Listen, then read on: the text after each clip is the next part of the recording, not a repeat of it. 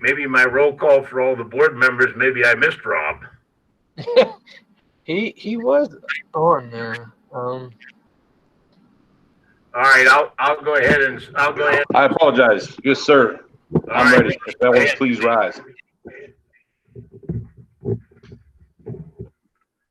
I pledge allegiance to the flag of the United States of America and to the republic for which it stands, one nation, under God, indivisible, with liberty and justice for all. Okay, thanks, Rob. So we need a roll call. Jared, if you would please, let's see who else here. Barb Barker. Here. Tammy Blank. Cinda Brode. Present. Julia Tamarki Kukuro. Present. Tom Harley. Here. Mr. Kerr. Present. Mrs. Leeper. Mrs. Lowry. Present. Mr. Shrove. Here. Okay, Jared, thank you very much. First of all, I'd like to welcome everybody this evening. Thank you all for joining. It looks like we may have as many as 65 people on the call. We're grateful for your attendance at the meeting this evening. I don't have a board president message. Jared, though, I understand there may be some people with public comment. Yes, we have a couple people signed up. The first one is Diane Antonacci. Diane, if you would please go ahead with your public comment. Please remember that we have a limit of 3 minutes. Okay, thank you, and good evening. For those of you who do not know me, I have 2 daughters in the school district. One is in 7th grade and one is in 9th grade. I am also a teacher and I'm currently implementing the asynchronous hybrid model in my school district. First of all, I want to thank the board, administrators, and teachers for all of the time and effort that has been put into getting our schools opened back up for the start of the school year. I also want to say that I 100% supported the hybrid model for the first 9 weeks. However, I am disappointed to see on the agenda this evening that the board is voting to extend the hybrid model through the second 9 weeks. My first question is, why weren't all of the stakeholders involved in this decision? Why hasn't a survey been sent out to the parents to see how we are feeling about this situation? Secondly, have you consulted and surveyed the teachers on the hybrid model? Do they think it's working? And thirdly, have you surveyed the students? How do they feel about this current situation? Are they happy? Do they like spending 2.5 days on their Chromebooks? I can say on behalf of my 2 children, they want to be back with all of their peers and teachers full-time.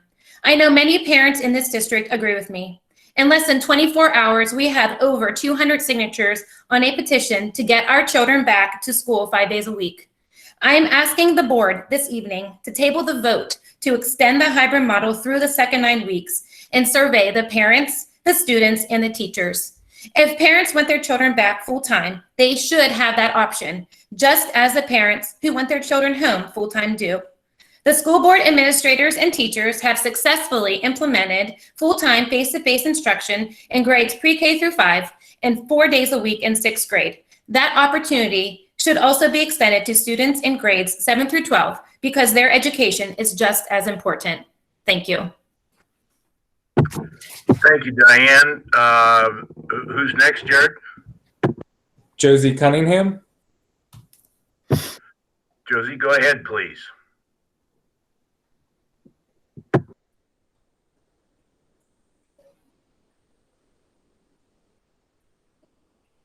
Josie's on mute right now. You're muted. Go ahead, Josie. I'm sorry. What I am going to address is the fact that there are reasons why the community looks to the school district to follow the science in their decisions. I think that neighboring Westmoreland County has had several issues with COVID schools.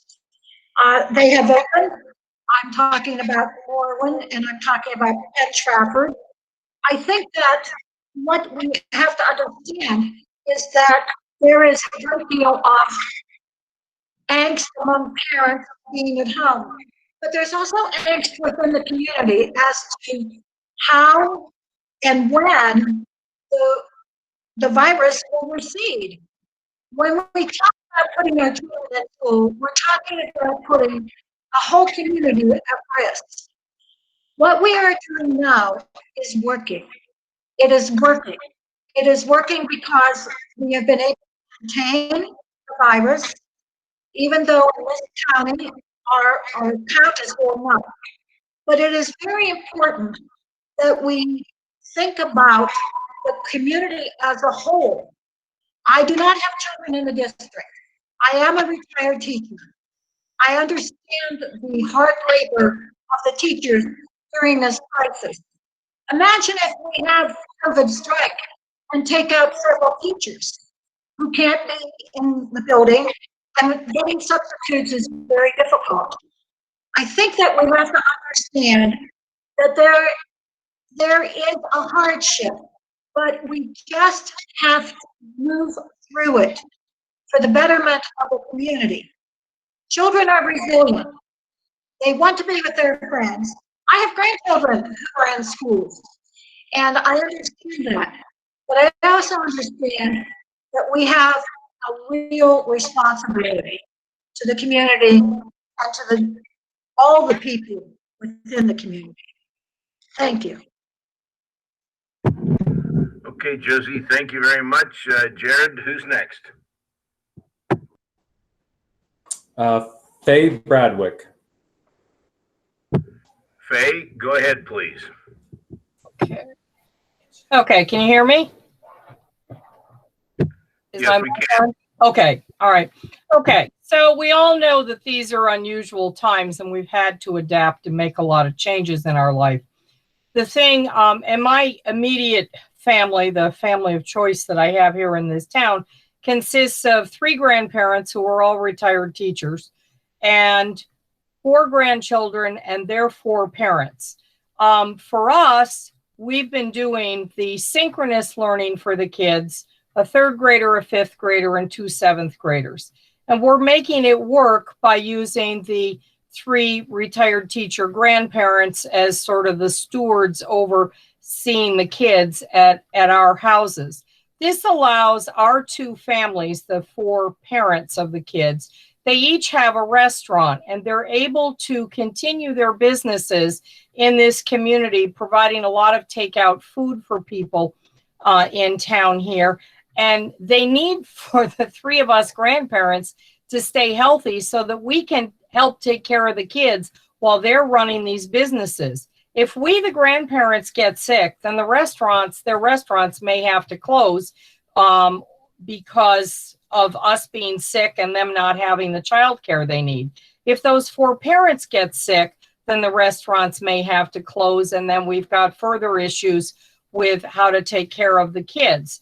So we have found that for our family, the synchronous program has worked pretty well. Is it perfect? No. Do our kids miss seeing their friends? Yes, but they do tell us that they can see them, through their Google Meet platform and so on, and they chat with them before and after the class and so on.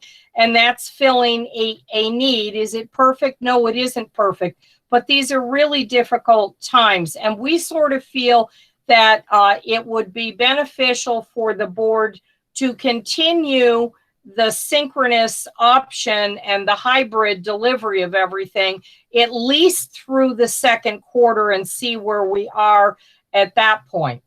And I find this particularly distressing because right now we've had such a surge in Indiana County that we've got special testing finally going on in the county. That's a good thing, a good solution, I guess, to a bad and difficult problem that we have.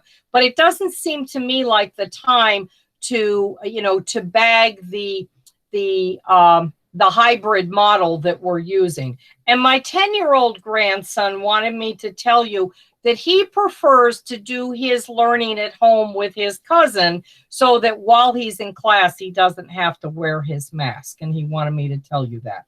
That seems to be working for him. Now, we're fortunate that our two kids, we've got two cousins that can study together and two other cousins that study together. And I understand everybody doesn't have that, but we're making it work. And I just please would ask that the board extend this for the next, the second quarter period. Thank you.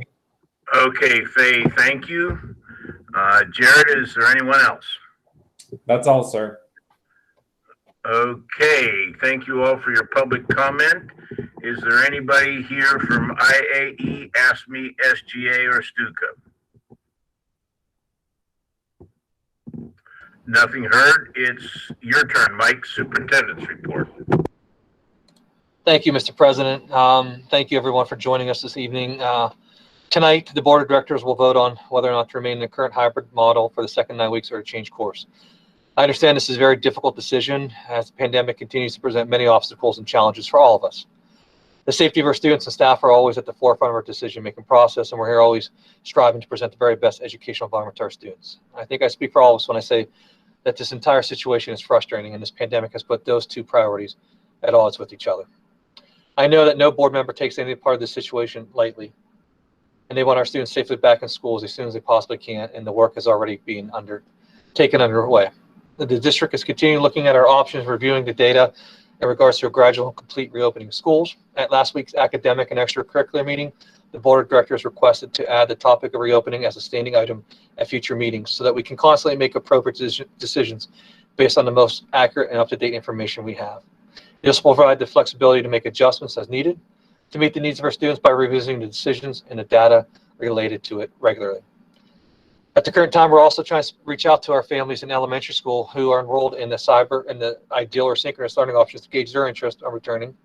And excuse me, as returning, if we have some additional space class sizes available that permit more students to come in and back if they so choose while meeting the social distancing guidelines, while set forth by the Centers for Disease Control, Department of Health, and the Governor's Office. Additionally, I'd encourage any family member out there and of students in grades 7 through 12 who are at risk of failing or need additional support, they can contact their school to inquire about attending 4 days a week, as long as we can maintain the social distancing guidelines. We don't want to see our kids failing and struggling. If they are, we want to provide some support. And I apologize, that may not be ideal or be everything we want, but it's the best we could do at the current time. We will continue to do all we can to accommodate our families and their wishes to the best of our ability and capacity while adhering to the recommendations set forth by the aforementioned organizations. I realize that many of you are eager and excited to get our schools fully reopened, and so are we. We look forward to the day we can bring all of our students back every day. Continued patience and adherence to the safety recommendations of the experts is needed now more than ever so that they come soon as possible. In closing, Mr. President, I thank all the parents and families for being such wonderful participants in adhering to the guidelines that we set forth. Whatever decision the board runs and decides tonight, we'll run with great emphasis and great proficiency. And I appreciate for this moment to say a few words, sir. Okay, Mike, thank you. And I also think we need to acknowledge and recognize your efforts, those of Rob, Justin, all the principals, your staff. You know, there's a lot of work that people don't see that happens behind the scenes in our efforts to try to accommodate as many people as we can. And you know, we need to acknowledge that as well. Ron, I think your turn. Anything from the solicitor today? Thank you, Mr. President. It changes so frequently. Last time I was at the board meeting, I was explaining the decision by the governor on the 25,250 for spectators and how that decision was then found to be unconstitutional by the federal courts. That decision was then thrusted on appeal to the Third Circuit. The Third Circuit did stay that appeal. So currently it would have went back to the 25,250. After that, the governor actually came out with an additional order for clarification went into effect on October 9th, Friday, and he's changed the capacity limits specifically for gatherings. The threshold, and I won't go through all of them, but for instance, for the maximum occupancy calculated for indoor events, if you look at your gym has between 0 and 2,000 people, then the allowable indoor rate for spectators would be 20% of maximum occupancy. And again, when they talk about spectators, it's including the teams, the coaches, everybody. So that would be 20% maximum occupancy. If your gym would have over 10,000 people, then it's 10% of maximum occupancy up to 3,750 people. For outdoor, the new threshold using the capacity would be 0 to 2,000 people is 25%. And then over 10,000 people would be 15% or up to 7,500 people. With that being said, if you actually look at the nuance of the proclamation and you go to the frequently asked questions, in the frequently asked questions, it does allow the administration and the board to choose a lower maximum occupancy threshold in order to increase the spectator threshold, which may not make sense as to if you can do that, why even have the thresholds, but it is a nuance in the law, and it is something in the frequently asked questions that I went through and was able to find. So for instance, even if your gym was between 2,000 and 10,000 people, you could go down to 0 to 2,000 to have 20% maximum occupancy. Just for, again, the athletic director, coaches, and board, just wanted to kind of explain that new decision by the governor. If there's no questions, thank you, Mr. President. Okay, any questions from the board members on Ron's report? Nothing heard. There are no presentations this evening. At this point, I'll entertain a motion to accept the minutes from the last motion and approve the agenda for tonight. Mr. Chairman, I move that the minutes of the September 28th, 2020 regular board meeting be approved as submitted, and the approval of the October 12th, 2020 regular board meeting agenda be approved as submitted. Second. Okay, it's moved and seconded. Are there any corrections or discussion on the agenda or the minutes? We will vote in the negative. If you do not approve of these motions, please say no or nay at this point. Otherwise, the chair will assume your silence is a vote in the affirmative. Nothing heard. Motion carries. Board reports. Uta, looks like you're up. Our next meeting is October 27th for the ICTC, so I will have a report after that. Okay, thank you. Barb, I saw that Jim Wagner had a very nice letter in the paper this evening. Is there anything going on over at Aaron? Oh, I did not see the letter yet.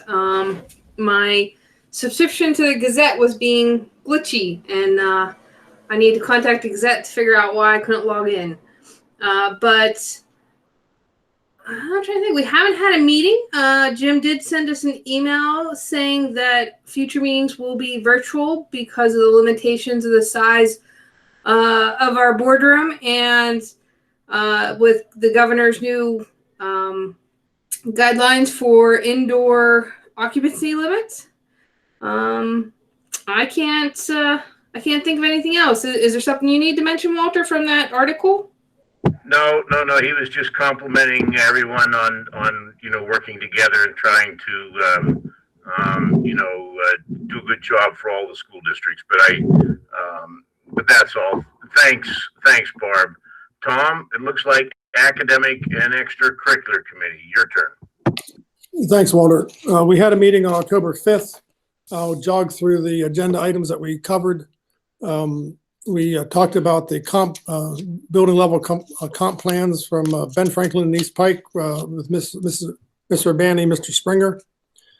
We discussed the IUP school psychologist interns and moving toward locking those folks in. We talked about the winter coaches and winter sports.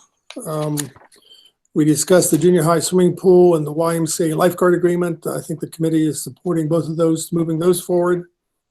We also discussed the YMCA busing the Indiana students to the YMCA and how that was going to work. And it looks like Mr. Travis has figured out a way to make it work. We discussed the reopening plan and the 2021 update.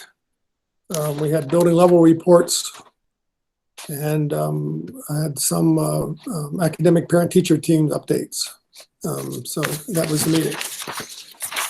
We have several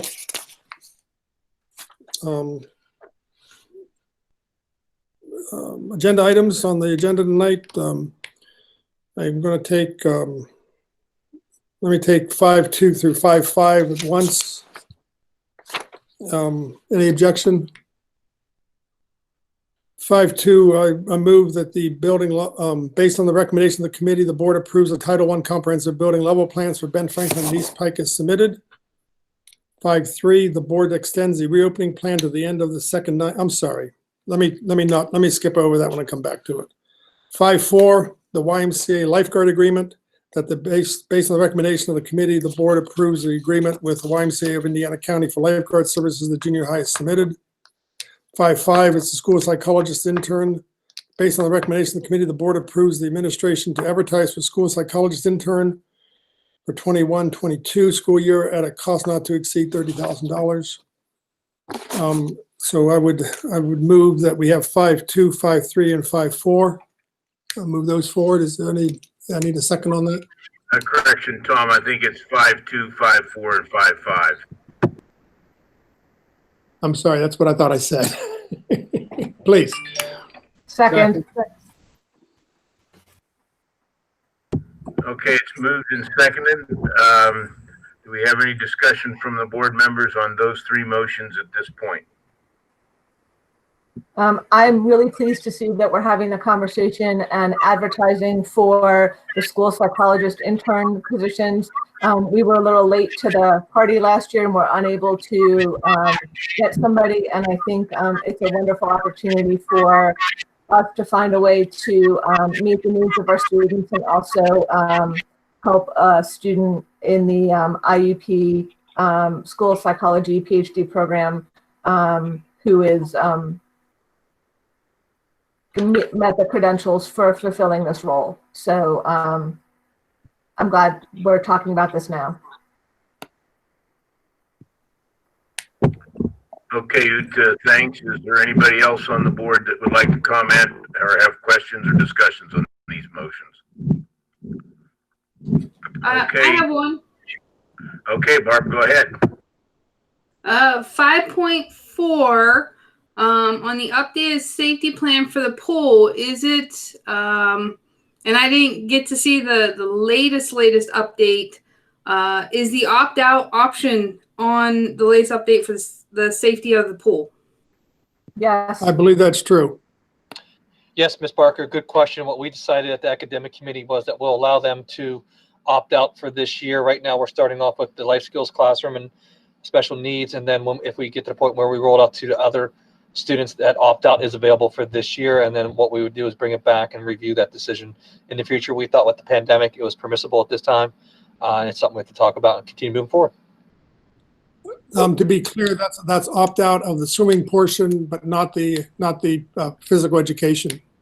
So if you opt out of swimming, you're going to have to do something else. That's correct, Mr. Harlan. You're correct, sir. Okay, any other questions, comments, or discussion? On the comprehensive plans, I want to thank the building administrators, the principals, as well as Mr. Zahorchak and the rest of the administrators to make sure that those are really in line with what our goals are as a district. I like the fact that they were complementary and similar for both Ben Franklin and East Pike. And I think we can be successful in meeting the goals set in those plans. Okay, Ymca, thank you. Anyone else, please? Mr. Schroth, if I could just reiterate Mr. Uta's comments. The principals and teachers are working incredibly hard on multiple fronts. And this year, you know, the math committee met and developed a new math curriculum. We're working on some things in ELA, and everyone's working together. And I'm proud of the work that everyone's doing. There's bumps along the way, but they're doing a nice job getting through it. So I just like to echo that because sometimes I don't do that enough. And I just want to take a moment to do that, sir. Walter, if I may, I'd echo this again, but the the amount of cooperation between the buildings and the classes and the unified math and academic curriculums between these buildings and between our teachers now is really impressive, and I'm very excited to see the results. Okay, Mike and Tom, thanks for those comments, and I too would certainly put my support behind it and my gratitude to all those people who have been, getting this job done under these circumstances. Any final comments before I call for the question? Nothing heard. We'll again vote for these in the negatives. If there are anybody wishes to cast a negative vote, please say no or nay at this point. Nothing heard. The chair assumes that the motions pass unanimously. 5.3, Tom, go ahead. That the board extends the reopening plan to the end of the second 9 weeks of the 2020 and 2021 school year be approved. Second. Thank you. Okay, it's been moved in second. Questions, comments, or discussion from the board members on this?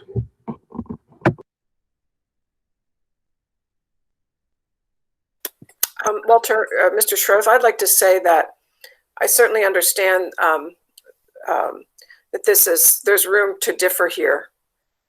This isn't an easy motion, but I do think that you have to balance the safety plan with the education plan and the finance plan. All of this has to be balanced. And I think the administration and the faculty have worked so hard to get us up and running, and we seem to be at a relatively stable point. It's certainly not perfect, and there are lots of fires that I'm sure you're putting out on a daily basis. But I think in light of the safety plan, it's probably, I think it's best at this point that we continue the course we're on particularly until you get the parents surveyed and we find out how this COVID thing is going in the county and in our district. I think it's a very serious issue, and we certainly don't want to see any infections in our community, particularly with the faculty at this point, or any of the adults. Even though the kids may have it, they would not be necessarily showing symptoms. So I think prudence requires that we continue to evaluate this and be flexible. Thank you. Okay, anyone else, please?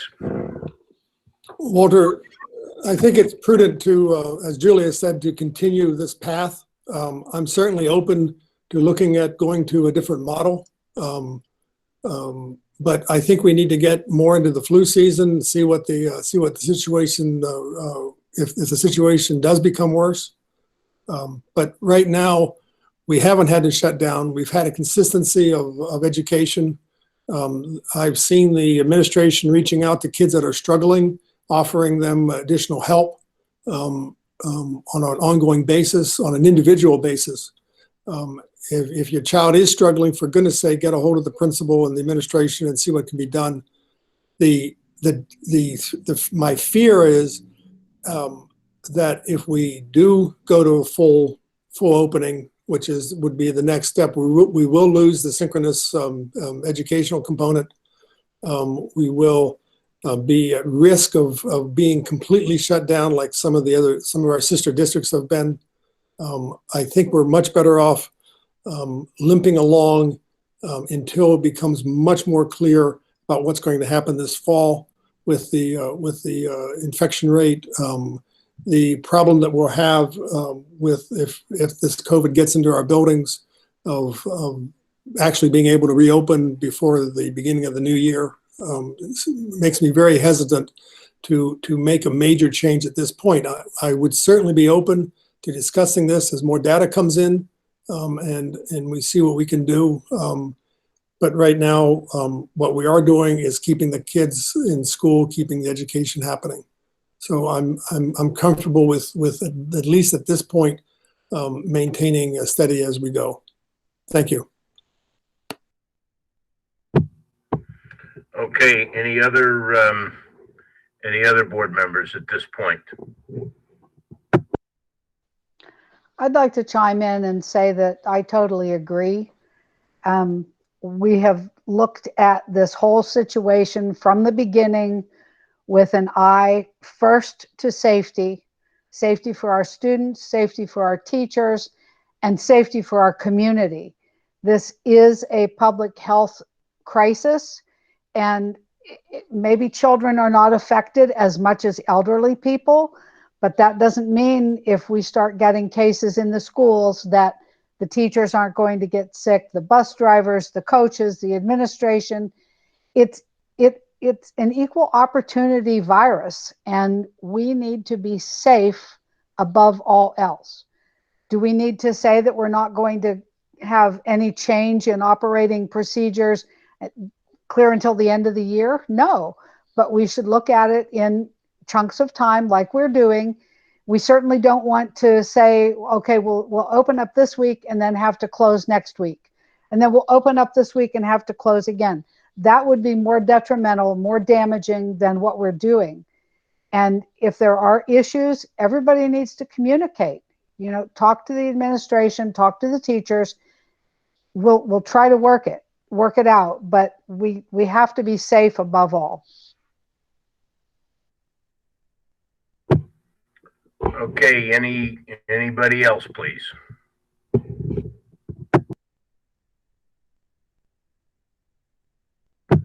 Mike, I know you kind of addressed this in your superintendent's report. Is there anything else you'd like to add at this point?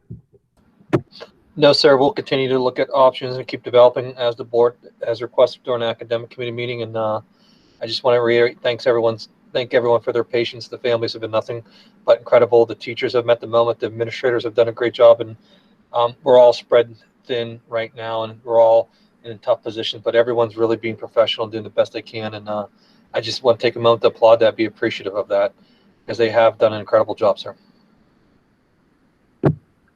Okay, Mike, thank you very much. Uta, your mic is hot. Is there anything you'd like to add? Yeah, you know, nothing about how we do anything right now seems to be normal or easy. And everything that we're trying to do, whether it has to do with how we teach our kids or how we go grocery shopping or make decisions, everything seems to be harder. And we really are and have done a good job at keeping health and safety and social distancing and the guidelines and the recommendations and the science in the forefront of how we're making our decisions. And I'm really proud of that. I know it's not what everybody wants, but if you're experiencing challenges, if something's not working for your student, please reach out and let people know.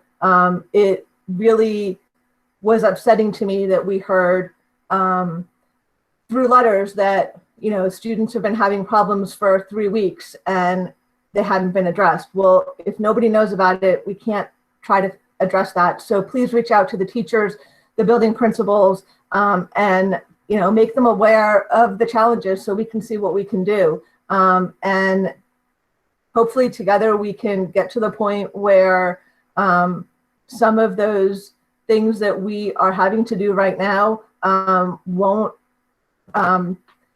be necessary or needed. And, you know, we can see a future where all of our students are back in the classroom. But right now, I don't think that that's a safe idea. Okay, Uta, thank you. Anybody else on the board, please? Okay, I do have a couple of comments that I would like to make myself concerning this thing. The question for me comes down to basically two issues. As far as whether we continue this plan, or as some have suggested, that we go have our students back in the classroom more often than what we're currently doing at the secondary level. And those two issues are this. Right now, we do not have the physical capacity to have all of our students back at the secondary level if we are going to maintain the recommended 6-foot social distance.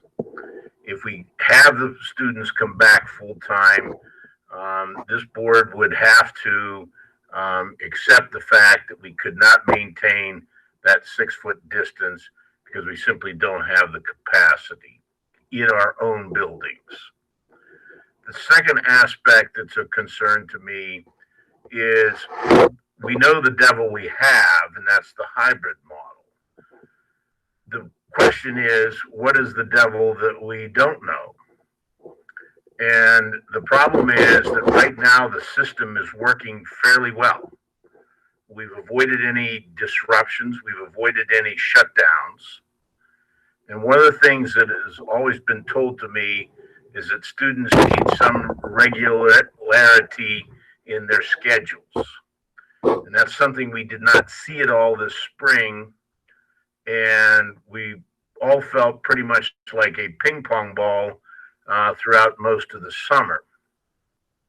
We finally got a program, again, through the efforts of Mike Vukovic and his team, to get a system that would work to meet the needs of our elementary students and to do the best we could with the limitations we had on the secondary level. The question is, though, if we were to allow the students to come back and we were to get several outbreaks, is that disruption going to be worse than the known activities that we now have under the hybrid model? No, it's not ideal. Yes, we should have our kids back in the classroom as quickly as we can safely do it. But which is going to be the least disruptive? Continuing with the current practice of the hybrid, or going back full time only to have the rug pulled out from under us because our numbers get to a point where the Department of Health has to take action, and we go through that endless cycle with them. So those are the issues that I think, from my perspective, that are kind of driving this and ultimately driving my vote in support to stay the course for the foreseeable future. At this point in time, I would like to ask Jared for a roll call vote on this. Jared, if you would, please. Sure, sir. Barb Barker.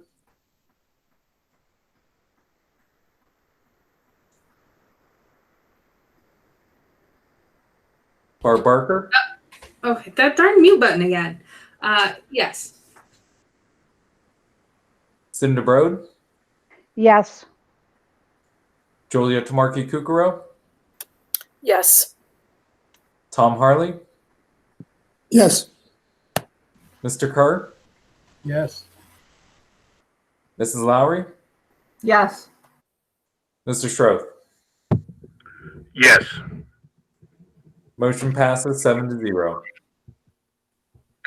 Okay, thank you all for that. Randy, can you move up the agenda for us, please? Okay, looks like we have 5.6, Tom, on recommendation of the administration. You want to take that for us? Yes. Before I do that, Jared, do you have the final list of coaches, winter coaches? We're going to post it tomorrow, sir. Can you read the names then? How do we want to do this? I don't have a complete list.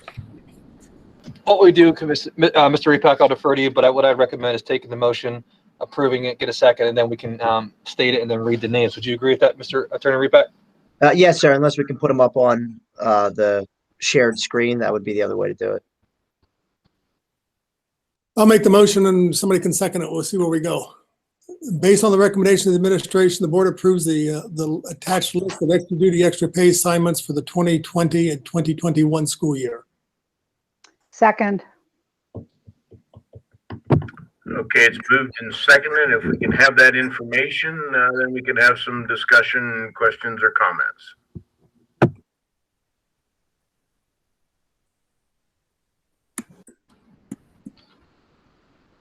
I can certainly go down through the names if we can't bring them up right now. I don't have that list in electronic form in front of me. That's fine, Jared. If you can just read them, that works. Greg Luzanik, boys head basketball coach. Stan Webb, boys basketball assistant coach. Otto Peterson, girls basketball head coach. Jessica Peterson, girls basketball assistant coach. Dan Antonisi, boys basketball assistant coach. Gary DeVivo, boys basketball assistant coach. Dan Petrov, boys basketball assistant coach. Anthony Donatelli, wrestling head coach. Larry Reefer, wrestling assistant coach. Donald Bowers, wrestling assistant coach. Mike Weaver, wrestling assistant coach. Steve Cochran, winter track head coach. Lisa Kinter, winter track assistant coach. Garrett Weston, swimming head coach. Kimberly Hartle, swimming assistant coach. Regan Chalk, swimming assistant coach. John Hartman, rifle coach. Al Lewis, assistant rifle coach. Becky Shore, winter senior high cheerleading coordinator. Rochelle Smith, winter senior high cheerleader assistant. Becky Shore, winter junior high cheerleader coordinator. And for the year-round position, Jason Rummel, junior high dramatics musical orchestra director. And Tom, a question. This will be similar to past coaches that we've approved, where if we would have to shut the sport down, the salary would be prorated. That's my understanding. Yes, that's how we would proceed. Jared, did you read a assistant rifle coach in that list? Yes, Al Lewis, assistant rifle coach. Okay, just making sure.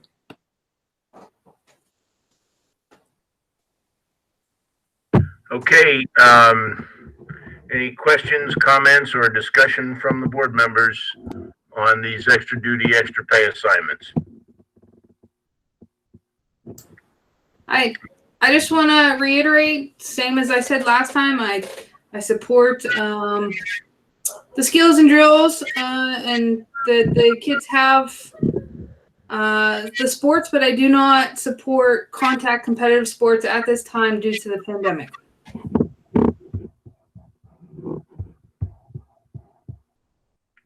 Okay, Barb. So at this point, are there any other questions, comments, or discussions? I noticed Chauncey sent a message through concerning the pay rates. I'm assuming, Jared, you'll take care of that for him. Yes, sir. We will post the full list tomorrow.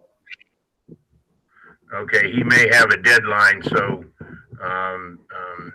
just be a little mindful of that. All right, if there are no other questions, comments, or discussions, again, we will vote in the negative. Anybody that's opposed to this motion, please say no or nay at this point.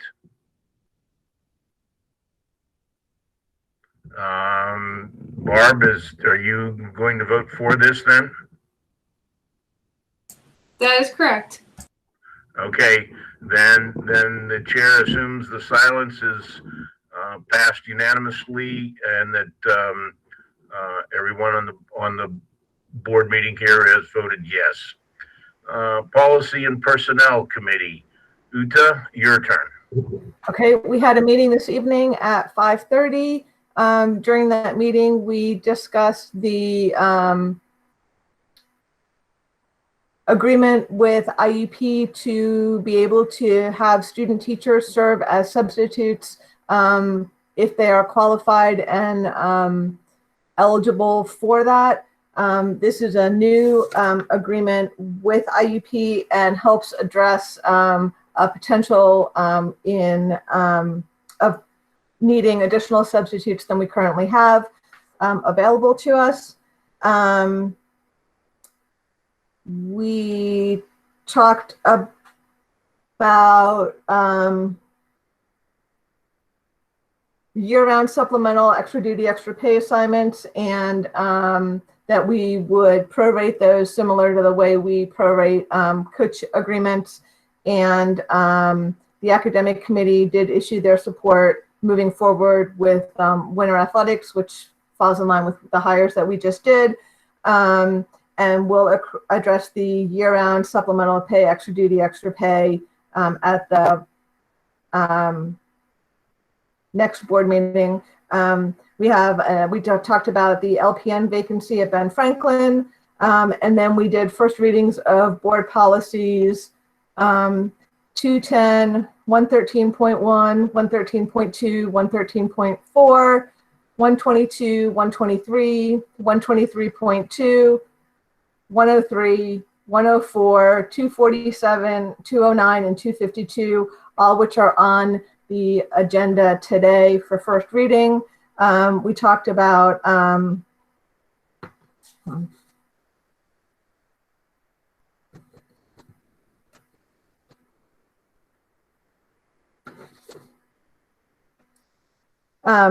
requirement to do our notification to family, students, and the community about our sudden cardiac arrest symptoms and concussion, traumatic brain injury, and additional notifications that are required to be done before the end of October. And then our meeting ended at 6:30. So our agenda items, we'll do them separately. 6.2 is first read of board policies that I listed: 210, 113.1, 113.2, 113.4, 122, 123, 123.2, 103, 104, 247, 209, and 252. Second. I don't know that it requires a formal motion as much as it is the statement of the reading of them for the first reading, and then I think we have to formally adopt them at the end of our second reading. Yep. So I think you can move on. Okay. Thanks, Tom and Uta, for your motion and second. Okay. 6.3, long-term substitute assignment, that based on the recommendation of administration, the board employs Julianne Opalka as long-term substitute teacher beginning October 8th, 2020 and continuing until approximately February 1, 2021 at a per diem rate of $247.93 be approved. Second. Okay, moved in second. Any questions, comments? Mike, is there anything that you'd like to comment on here as to what the substitute will be doing? No, sir. What we do recommend, though, or what I would like to say is I'm proud of the work that the administration put forth in selecting such a qualified individual. We're really proud of the work she's done, and she comes highly recommended in the administration, and excited to have her on board, sir. Okay, any other questions, comments, or discussion on the board? We'll again vote in the negative. Anybody opposed to this, please say nay or no at this time. Otherwise, we'll assume a unanimous vote. Nothing heard. Motion carries. 6.4.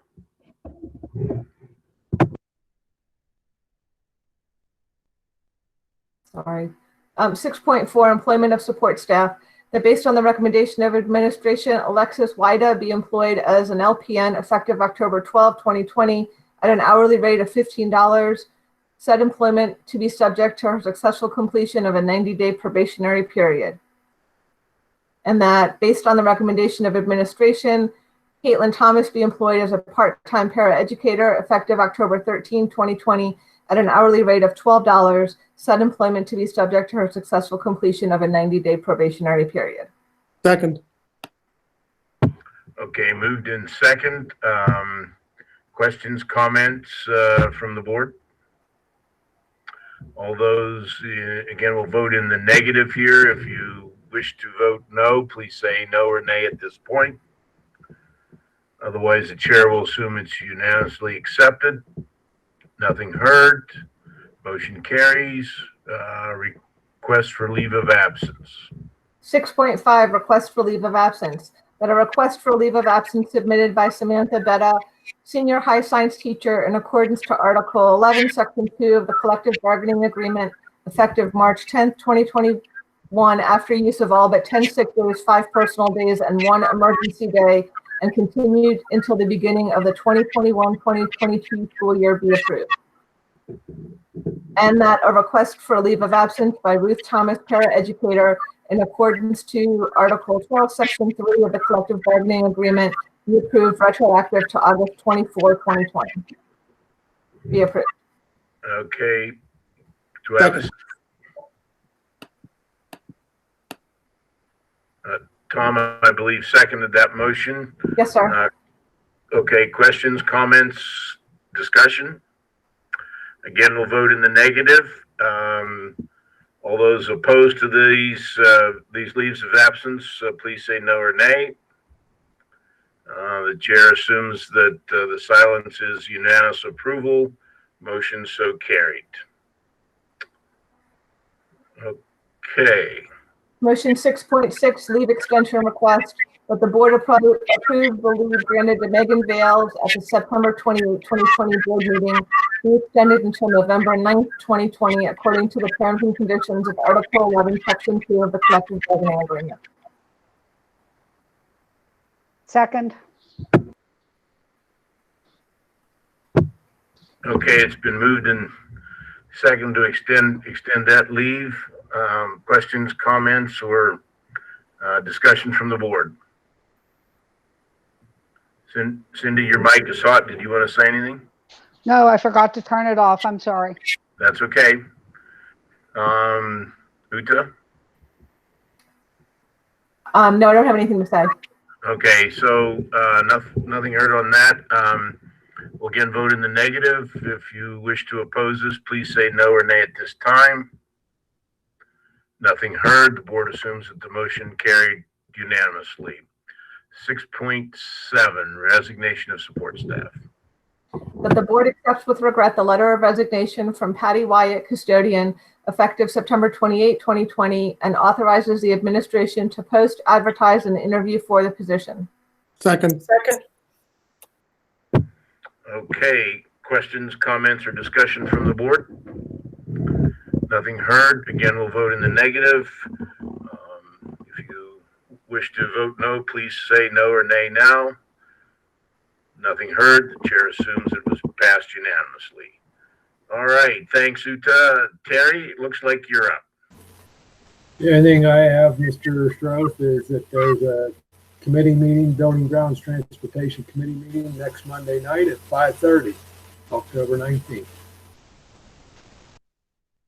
Okay, Terry, thank you. One of the items for your agenda that I would be interested in is an update on the entryway at East Pike. I know you gave one last month, but it's been a month and would be curious as to what's coming there. But thanks, Terry. Julia, looks like Audit and Finance Committee's next. Thank you, Mr. Chair. We did not have a meeting tonight, but we do have one motion. So therefore, I'm going to move that the current bills be approved as submitted. Second.